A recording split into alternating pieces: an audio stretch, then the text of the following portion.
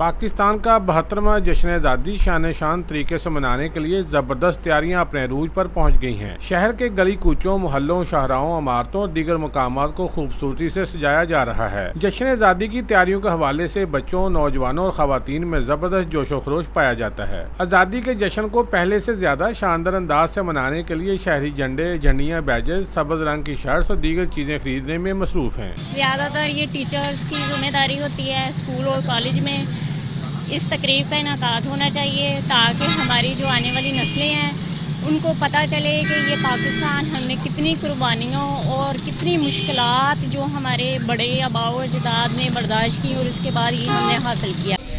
14 अगस्त आ रही है। 14 अगस्त के हवाले से पूरे शहर में जोशो खरोश बहुत अरूज पर है, इसलिए हम भी कोई मोटरसाइकिल वगैरह को सजाने के लिए झंडियाँ वगैरह लेने के लिए आए हैं। टोबा टेक्सिंग के बाजारों में हर तरफ सब्ज रंग ही नुमाया है और लोग सब्ज हलाली परचम, झंडियाँ और दीगर अशिया खरीदने में मसरूफ हैं। बच्चे हों या बड़े, हर कोई वतन अजीज की आज़ादी के जश्न को खूब से खूबतर मनाने के लिए पुरजोश दिखाई दे रहा है। कैमरा मैन रशीद अंजम के साथ सुल्तान महमूद, टोबा टेक्सिंग।